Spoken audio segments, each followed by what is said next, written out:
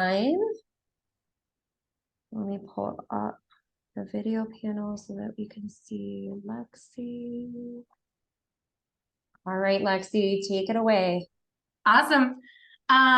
So bear with me, I'm losing my voice a little bit, but we're going to just talk about all different kind of feeding strategies and practices that we can put into the home environment and across all environments actually as well. All right, Natalie, go ahead.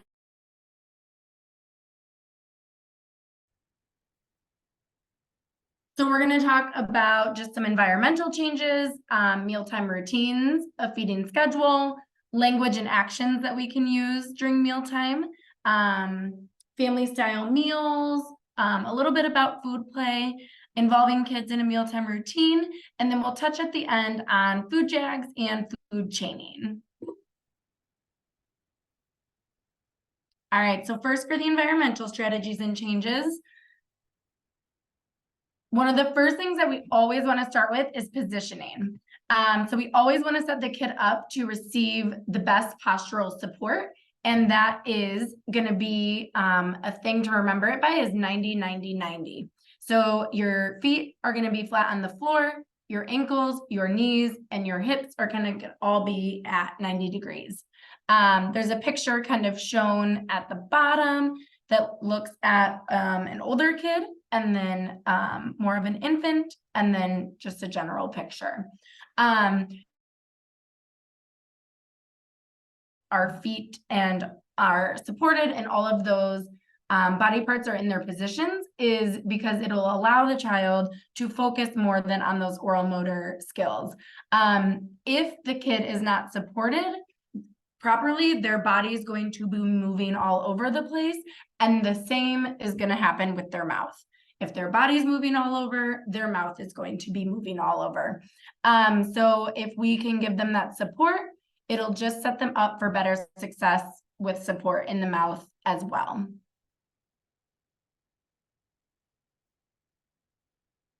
And then the other thing that we want to look at is distractions. So we would really love for the kids to be sitting at the table for mealtime with no distractions, as that sends the message that mealtime is for eating and socializing a little bit with family, peers, or family or peers. We want to limit those distractions as much as possible. Some of those distractions would be a messy table, an iPad, TV, a loud room. We realize that there might be distractions and they might be hard to limit at times. If you're out in a restaurant, it might be loud and that's going to be hard to limit it, but just limit them as much as possible. The reason behind that is if there are distractions, the kid is not necessarily thinking about what they are putting into their mouth and then what they are doing with their mouth while they are eating it. Instead, they are kind of just doing it without any awareness of what is going on. So we want them to be involved, sitting at the table without those distractions.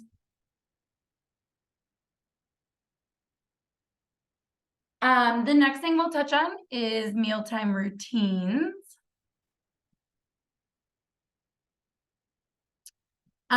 We want to establish something for the kids that's going to be predictable so that they feel safe and comfortable in the environment. A lot of times in sessions, I will create a mealtime routine specific to that child, but a lot of times the mealtime routine can be pretty the same for all kids. What that might include would be a lot of times I'll start with washing our hands. We'll go get the materials that we need, a plate, silverware, a napkin, set it on the table, and then we will eat or engage with our food. And then we will clean up and then kind of end the mealtime. You could add a few steps here and there, but that's kind of generally what I do here at sessions with the kids.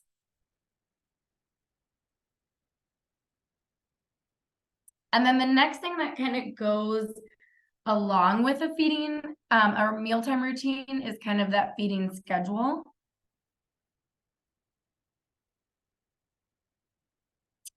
We always want to set the kid up with a schedule to make them successful. We want to make a schedule and then stick to that schedule as much as possible.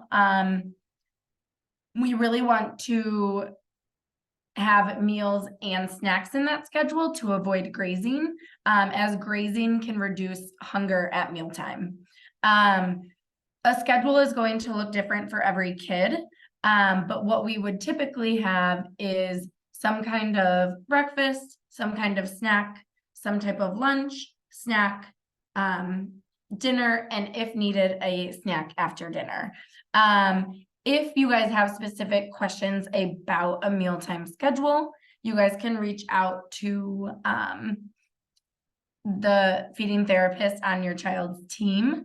Or if they're not, if you guys don't have a feeding therapist yet on a team, you guys can always reach out to the feeding team itself or Natalie, and Natalie can kind of relay that message. Because the schedule is going to be dependent upon what time they wake up, what time they go to bed, if they nap, lots of different factors that it's hard to kind of give you guys a sample schedule, but one can be created.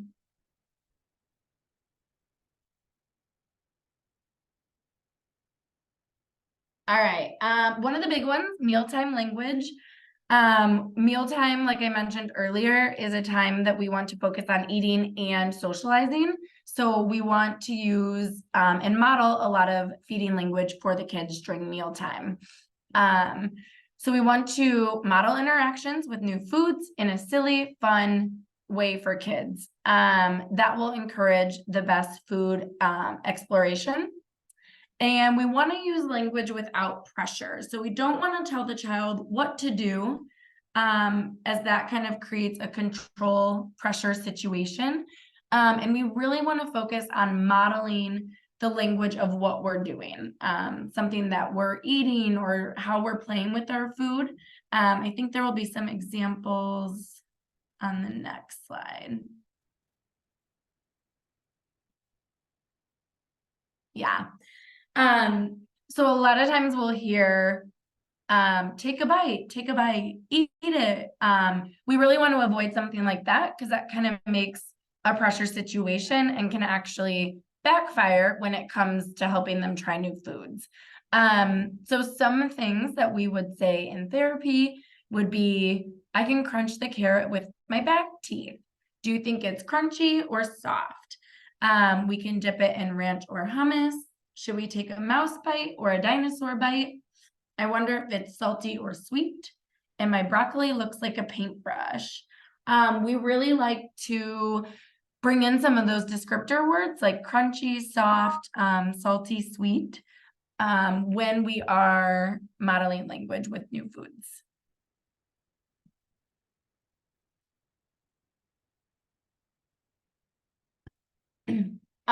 And then we kind of touched on this a second ago, but no pressure situations. We always want to maintain a low pressure environment and not set any expectations. When a kid is trying new foods, it takes a lot of repeated exposure for that child to taste it or interact with it, and eat it before they even decide if they like it or not. A lot of times I tell families it could take 25 to 30 times for a kid, or I mean even an adult, to try a food before knowing if they truly like it or not. And some of those no pressure situations, great environments for that are, I know Costco for sure and Trader Joe's sometimes, but grocery stores that offer samples are a great low pressure environment. They are served in a very small cup usually. They are served by somebody unfamiliar that's just standing there in the store, and the kid is seeing lots of other people go get that food as well. They're also a very small portion size. So I think we'll kind of touch on it a little bit later, but if not, when we are giving and presenting new foods, it's best to present it in a very small amount. I always tell families or other therapists that we want to do, if it's 1 pea or peas, you want to do 1. If it's a veggie straw, you do 1 veggie straw. If it is like a lunch meat, you could do the lunch meat, a piece maybe the size of your pinky nail. For food going to be less overwhelming for a kid.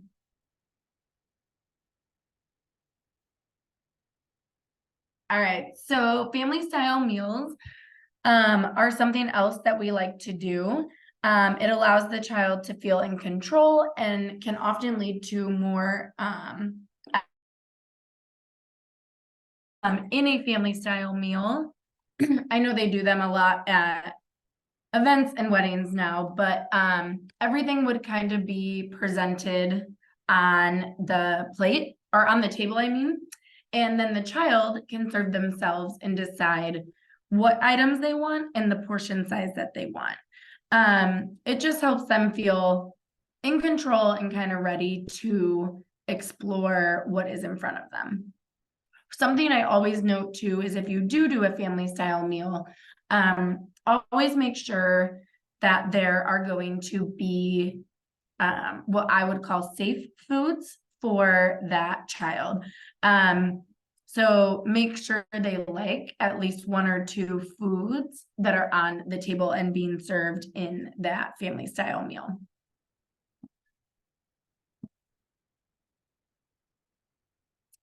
All right, so incorporating food play into your daily routines. This is really important to do kind of throughout the day. I feel like it's very hard because we're all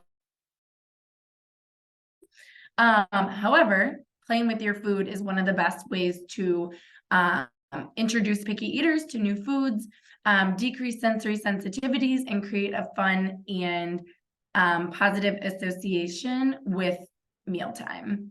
I would recommend doing food play outside of mealtime because it can decrease the pressure. So I know when you're making meal, you don't want things to go to waste, but you could always save something that was left over from breakfast or save something that was from dinner the night before, and then just play with it in a different situation the next day. We're going to go through some examples of ones that we have done or I have done before.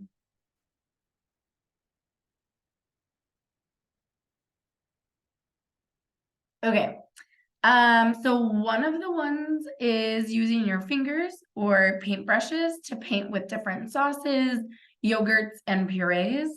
Depending on the kid, I've done this with painting different pictures, or we've done it with, if the kid loves the alphabet, we will write the alphabet out with the sauces, yogurts, or purees. Just drawing pictures.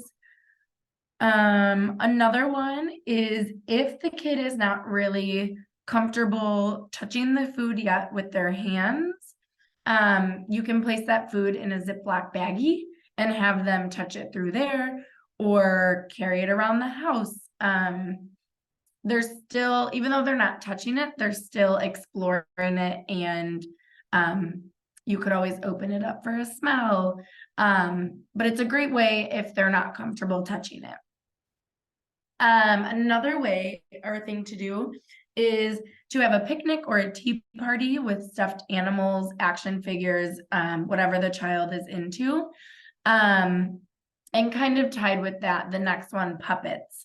Puppets are a great way to model new food for kids. Children love in sessions feeding the puppet and then having the puppet maybe feed them, but them seeing something else or somebody else eat it is going to be very encouraging for them.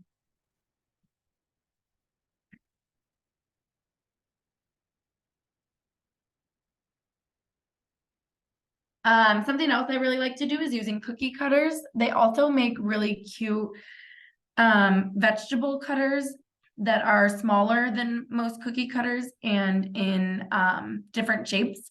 So I have those to make usually with veggies or fruits or different breads, meats, or cheeses. I'll pull out the shape cutters and let the kids kind of make whatever shapes they want with them. We can have cars or trucks drive through different sauces. I've had kids use like veggie straws to kind of create a race track and then create little obstacles with different foods throughout the way to have them jump over or crash into. You can take turns being a waiter or a waitress from a pretend restaurant so they can kind of order foods and serve the foods. And then the last thing from this list is to let them kind of be the chef. So pretend you are a chef and do all the different mixing, pouring, plating, and spreading the foods. You could even prepare it for a stuffed animal or a puppet. They might enjoy that. The other thing we like to do is involve kids in mealtime preparation.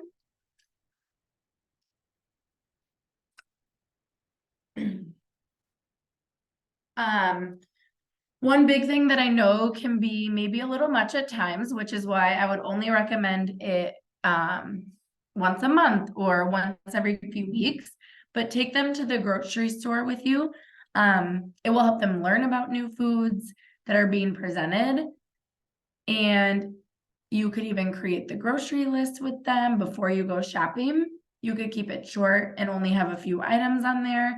I would recommend almost making 2 separate trips, which is a little bit harder, but go with them and create a list of 5 or 6 items, grab those, and then you can go at a different time, but it will really help them learn about those foods. You can talk about each food, the different characteristics while you're walking through the aisles.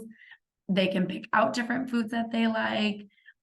Just helps with a lot of that motivation piece with food.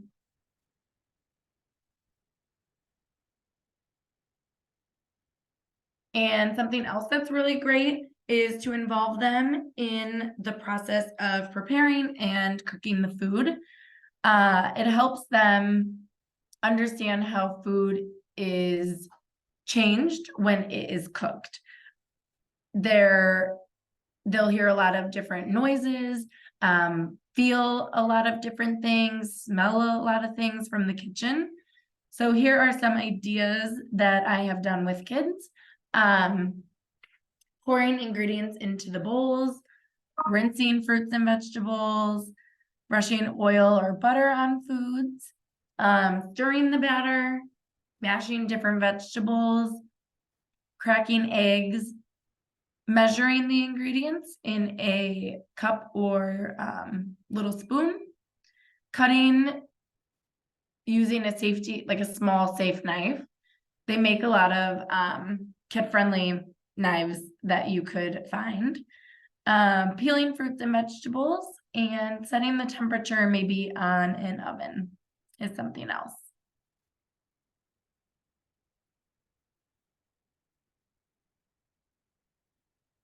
The next thing I want to touch on briefly is food jags.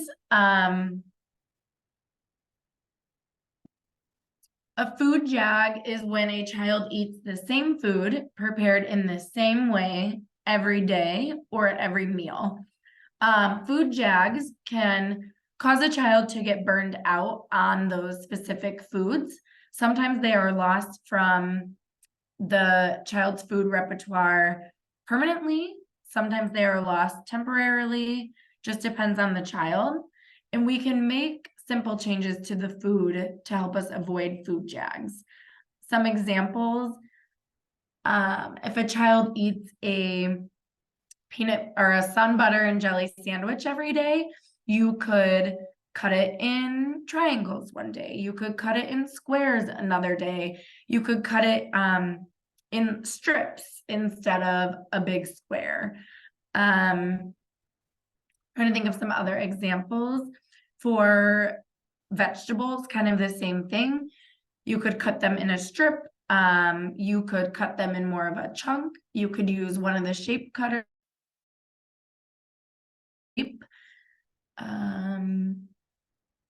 Pancakes, if that is a food, you could add a little bit of food coloring to make it a different color. Something that is a small change, but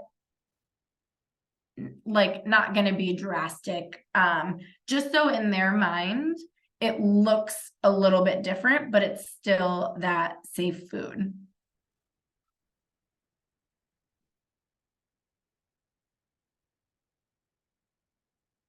And then one of the last things is food chaining. This is kind of a strategy that we use in sessions to help a child move on to different foods.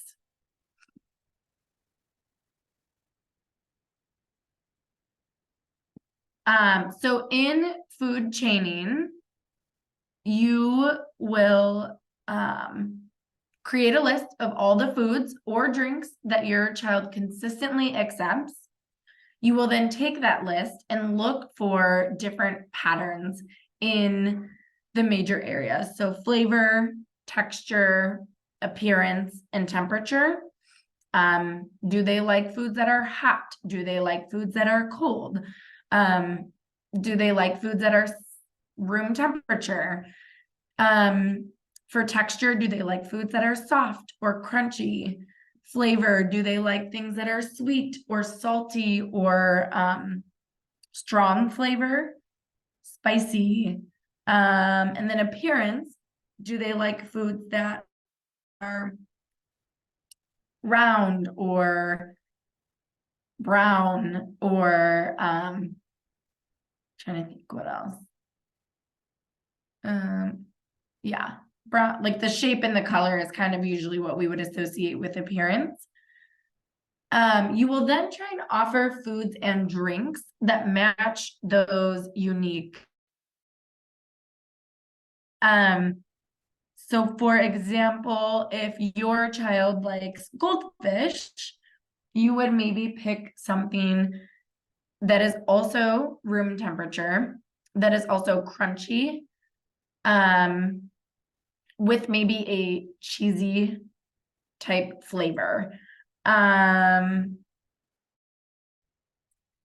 you will use the list of the preferences and take one food and change one property at a time. So you will either change the color of something, the shape, the temperature, the flavor, or the texture. We want to make sure that we only change one of those at a time, because we want that change to be small but noticeable. That's going to help them move through some different foods. And yeah, I think that, Natalie, I think that's the last slide. Yep. So I'd love to open it up to you guys if you guys have questions, or if you want to walk through a food chaining example.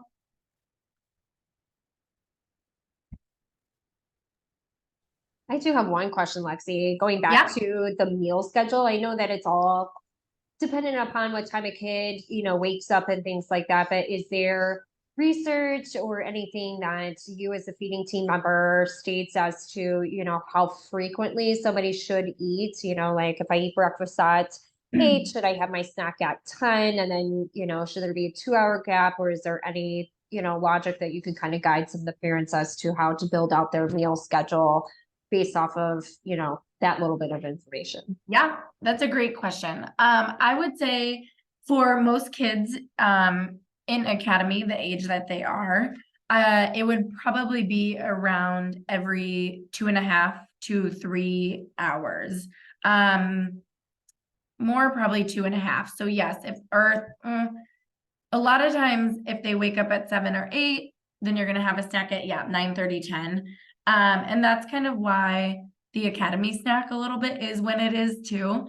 And so then they'll go to lunch, and then so yeah, every 2.5 to 3 hours is roughly what would be recommended. And then is there a stop time given like bedtime? You know, like some of our kids could probably eat forever and go all the way up to 8 o'clock at night, but is there a time where you think they should not have that evening snack because it may impact any digestion issues with laying down or going to bed or Yeah, toileting? I would typically only do like the one snack after dinner. And that one could be a little bit shorter, like 1.5 hours after dinner if they needed it.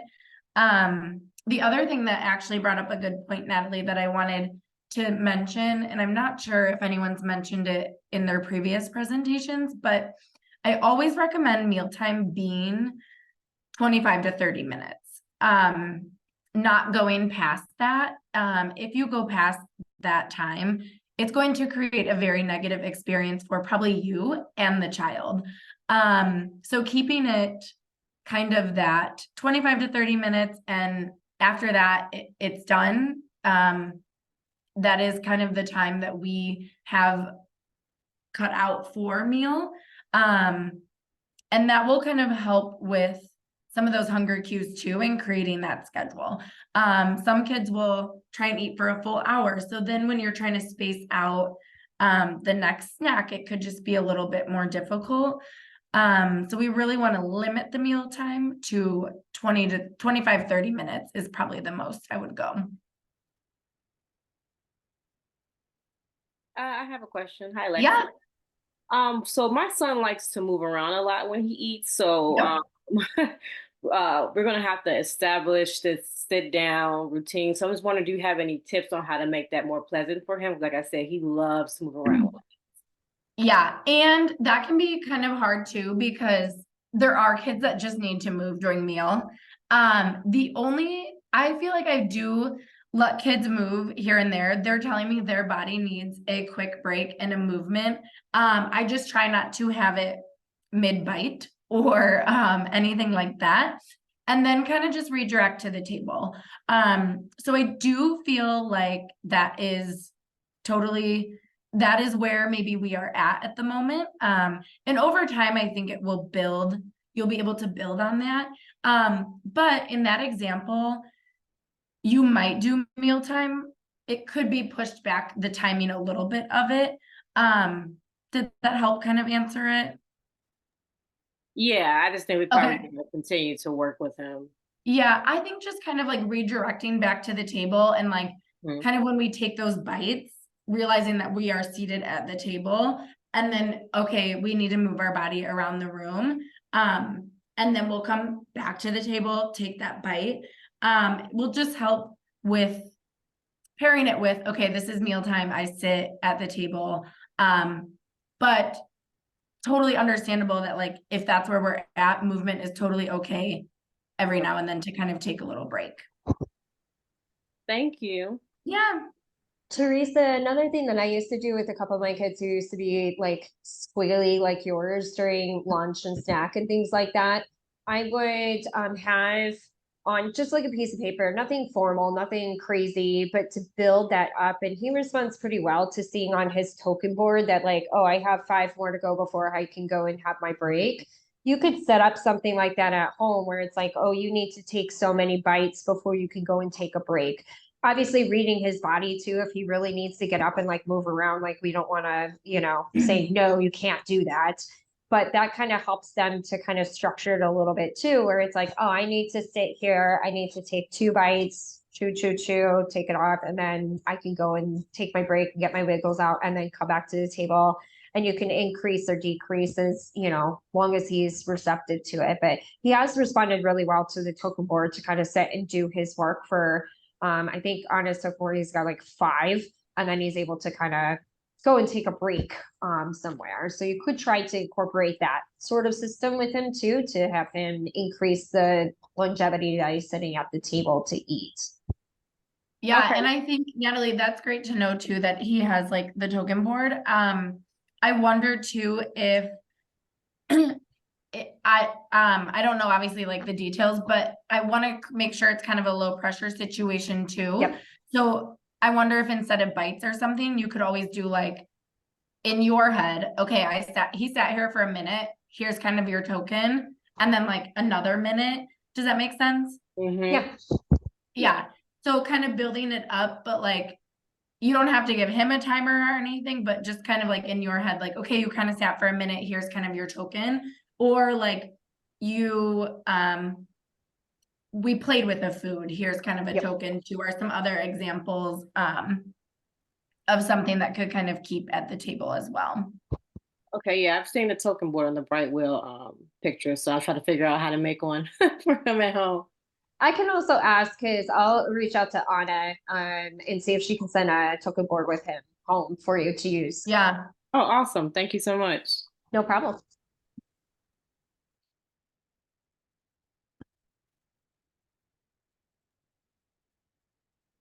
Does anybody else have any other questions? Because otherwise I would love for Lexi to go through one of the food chaining examples just to show it kind of in practice.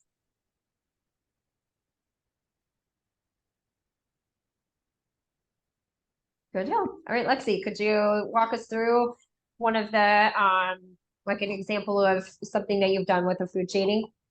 Yeah. Okay, let's do, I was gonna see if I have any pictures of an example to make it a little bit more visual, but let me see.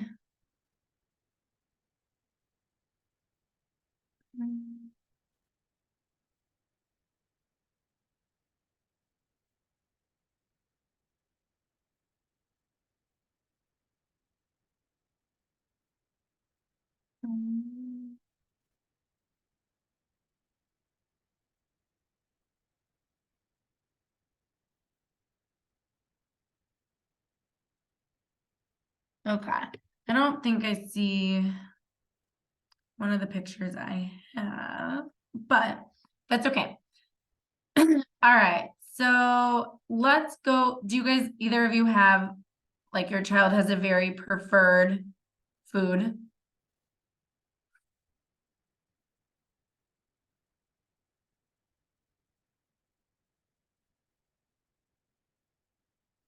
We can just pick one too.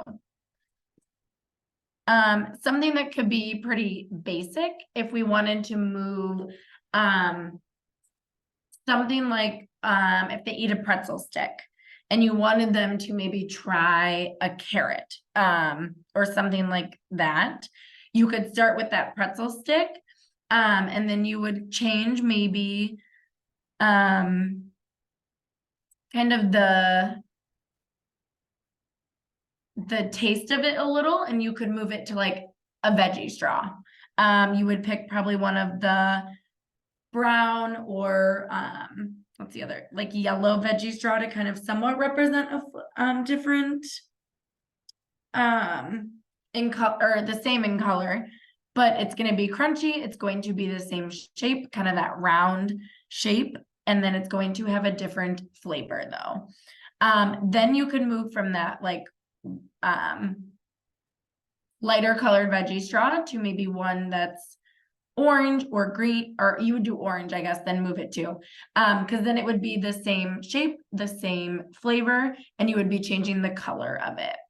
And then that orange veggie straw will be the same color, the same shape as a kind of the same crunchy texture as the carrot, but then the carrot would be a different flavor.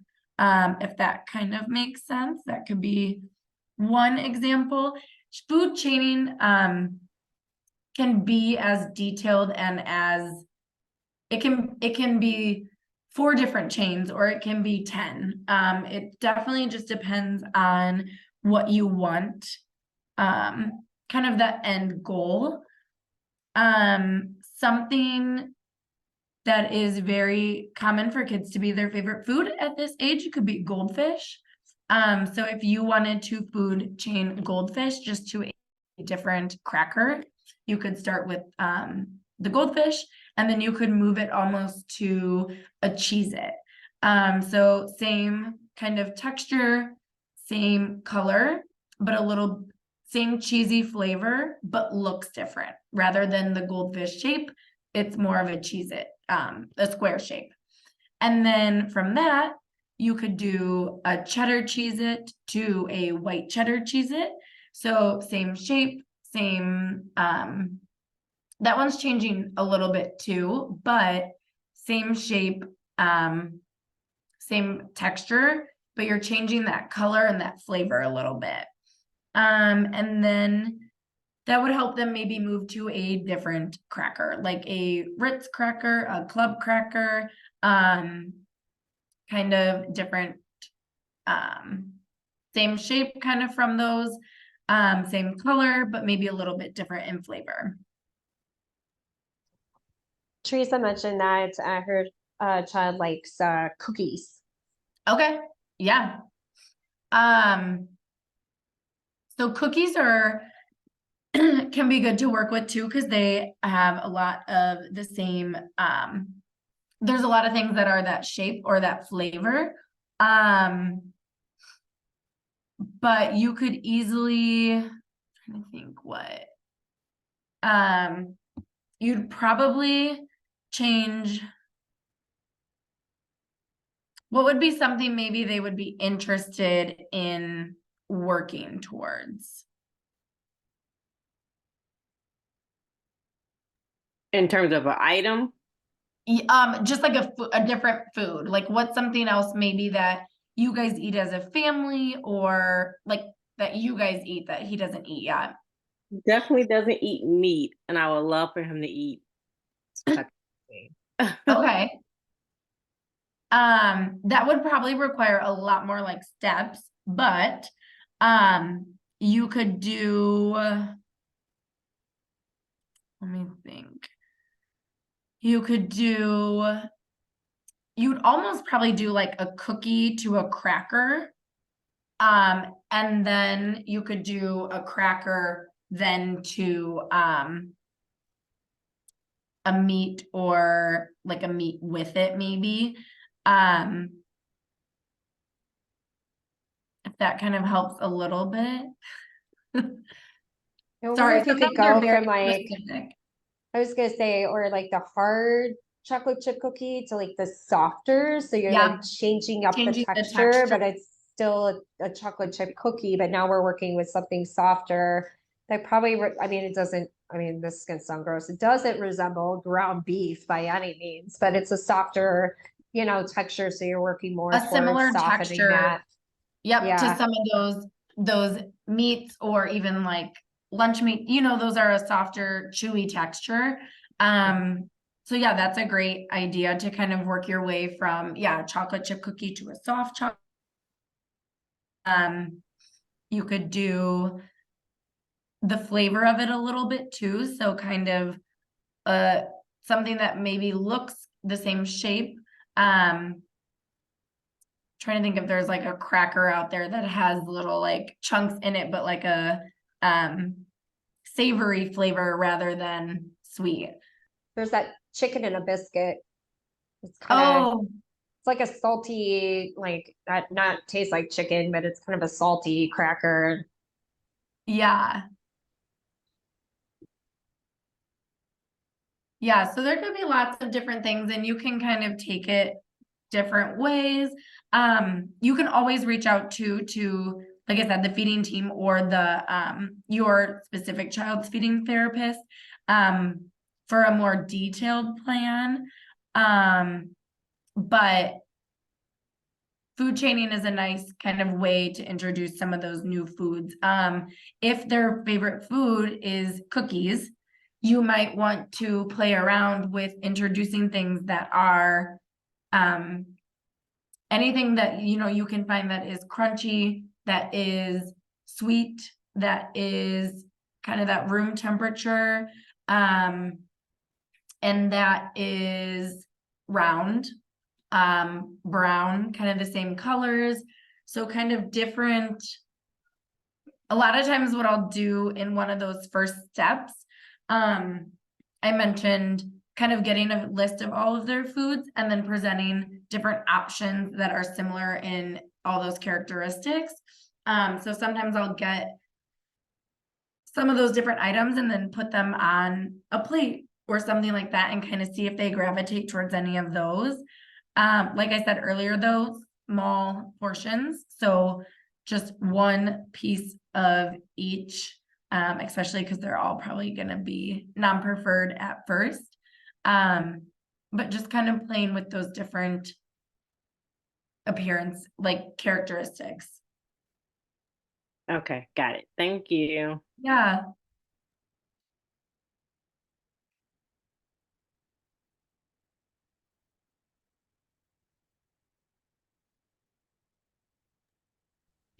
Any other questions for Lexi?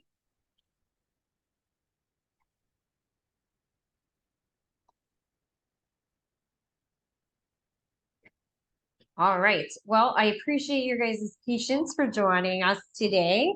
Lexi, thank you so much for your presentation and feeding practices and putting it all into practice. Yeah. Next week, we're going to wrap up our last and final, thank you. Our last and final presentation on the feeding series, where we're going to have some feeding tools and resources and things like that. So we hope you can join us next week. March is all about IEP series, so feel free to sign up for that. As always, if you can't make it, I will always send it. I owe everybody who came last week the presentation for part 2. We got cut off, and so I had to make sure all the recordings are in one place and they're all good to go. So I'm going to send that out. So you guys should be getting shortly feeding series 2 and 3, as well as the presentations. And we hope you can join us next week. I hope you guys have a good one. Let me stop my share.